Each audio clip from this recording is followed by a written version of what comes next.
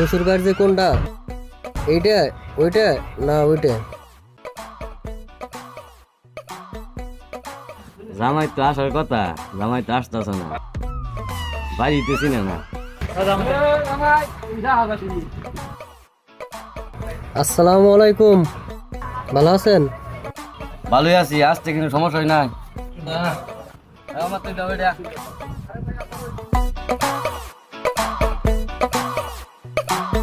আচ্ছা বাবু, আমরা অফিসে যাচ্ছি, তুমি তো বাসায় থাকবা, টাইম পাস করার মতো কিছু নাই। তুমি একটা কাজ করো, বাইরে যায় টাইম পাস করে আসো, যাও। ভাই শুনেন,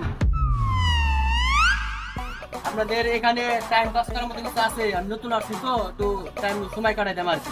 আমনের কথাই কইন না, যাও একটা ছিল টাইম পাস করার লাগা, হেডা আমনে বিয়া করে লয়ে গেছেন গা।